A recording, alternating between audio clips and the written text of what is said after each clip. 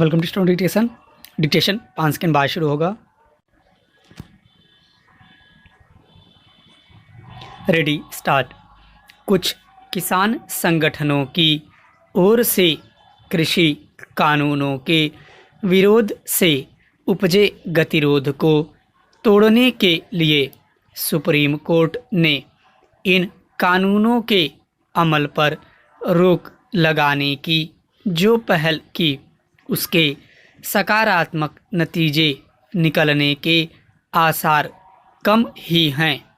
इसका कारण किसान नेताओं द्वारा सुप्रीम कोर्ट की ओर से गठित उस 4 सदस्यीय समिति को खारिज किया जाना है जिसे इन कानूनों की समीक्षा का दायित्व सौंपा गया है। किसान नेताओं ने इस समिति के समक्ष अपनी बात रखने से तो इनकार किया ही, उसे सरकार समर्थक भी करार दिया। यह किसान नेताओं के अड़ियल रवैये का एक और प्रमाण ही नहीं, एक तरह से सुप्रीम कोर्ट की अवहेलना भी है। किसान नेता यह हठधर्मिता तब दिखा रहे हैं जब सुप्रीम कोर्ट ने कृषि कानूनों के अमल पर रोक लगाने का फैसला उन्हें आश्वस्त करने के लिए किया। कायदे से तो ऐसे किसी फैसले से बचा जाना चाहिए था, क्योंकि किसी कानून की वैधानिकता की जांच परख किए बगैर उसके अमल पर रोक लगाने का फैसला सवाल खड़े करने वाला है। इस तरह के फैसले परंपरा नहीं बनने चाहिए, अन्यथा शासन करने वालों की समस्याएं बढ़ेंगी। सुप्रीम कोर्ट को इसका आभास होना चाहिए था कि किसान नेता यह चाह रहे हैं कि सब कुछ उनके मन मुताबिक हो।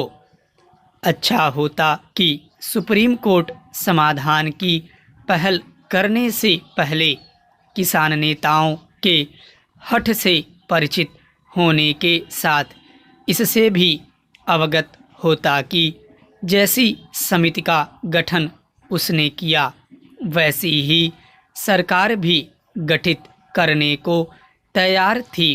किसान नेताओं के रवैये से यह साफ है कि वे किसानों की समस्याओं का हल चाहने के बजाय अपने संकीर्ण स्वार्थों को पूरा करना चाहते हैं।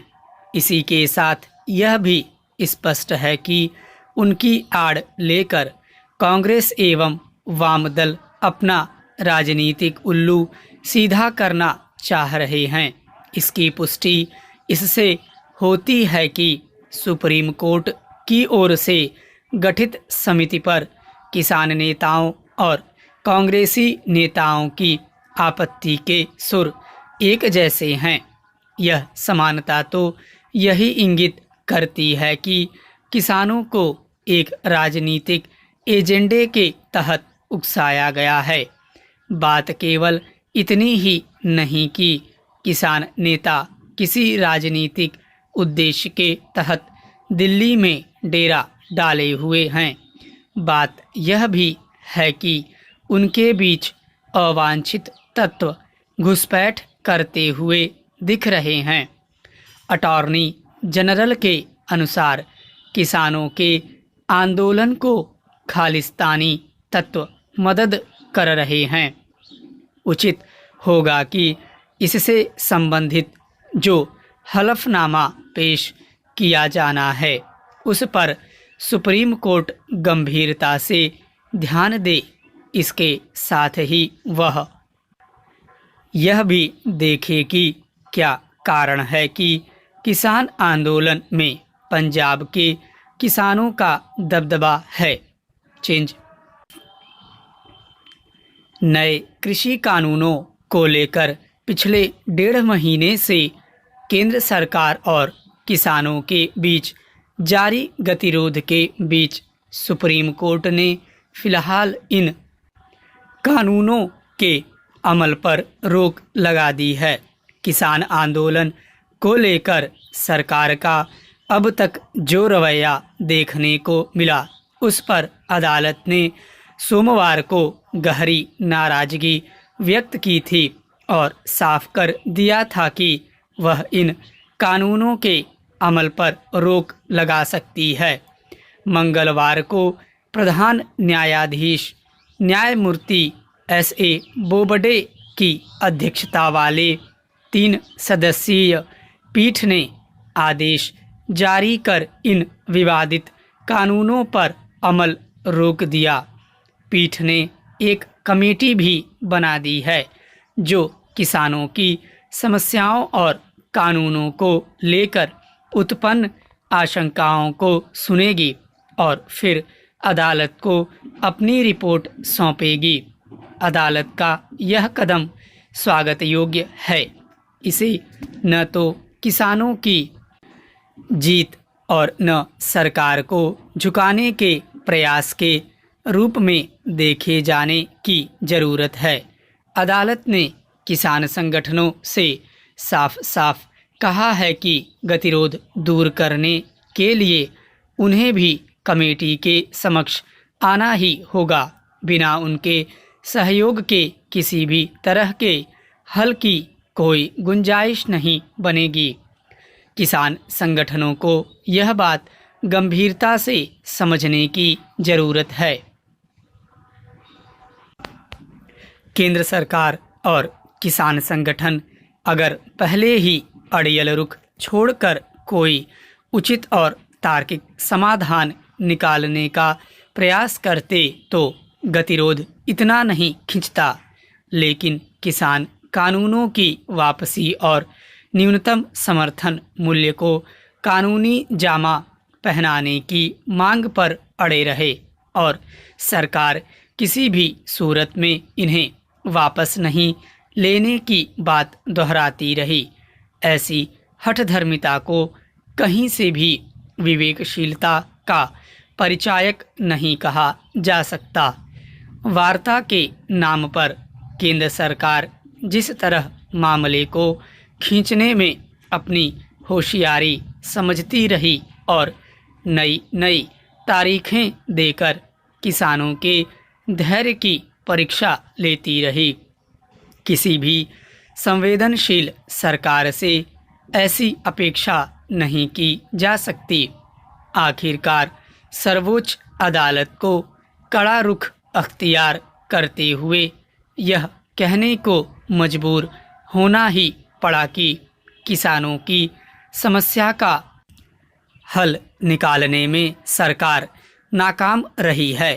कोई भी समाधान तभी निकल पाता है जब दोनों पक्ष एक दूसरे की मजबूरी को समझते हुए लचीला रुख अपनाएं। किसान संगठनों ने अभी भी यही संकेत दिया है कि कानून वापसी से कम पर वे मानने वाले नहीं हैं। अगर ऐसा होता है तो कैसे समाधान निकलेगा? बल्कि बेहतर यह होगा कि अदालत पर भरोसा करते हुए किसान संगठन अब आंदोलन खत्म करने के बारे में सोचें। अब तो मामला अदालत के पास है और कमेटी की रिपोर्ट के आधार पर अदालत जो फैसला दे संबंधित पक्षों को उसका सम्मान करना चाहिए। अदालत की यह चिंता वाजिब है कि कड़ाके की ठंड और बारिश जैसे प्रतिकूल हालात में भी दिल्ली की सीमाओं पर लाखों किसान मोर्चे पर डटे हैं। 60 से ज़्यादा किसान ठंड से दम तोड़ चुके हैं। नए कृषि कानूनों के विरोध में खुदकुशी की घटनाएं भी सामने आई हैं। केंद्र सरकार के रुख से खफा किसानों ने गणतंत्र दिवस पर ट्रैक्टर मार्च निकालने का ऐलान कर दिया है। पंजाब और हरियाणा में किसानों के हिंसा पर उतरने की घटनाओं ने भी चिंता पैदा कर दी।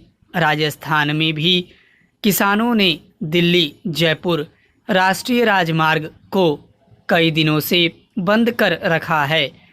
कई राज्य सरकारें भी इन कानूनों के खिलाफ हैं, इसलिए अदालत को दखल देना पड़ा है। उचित और सर्वमान्य समाधान निकले, इसके लिए अदालत के प्रयासों को सफल बनाने की जिम्मेदारी सरकार और किसान संगठनों की है। स्टॉप।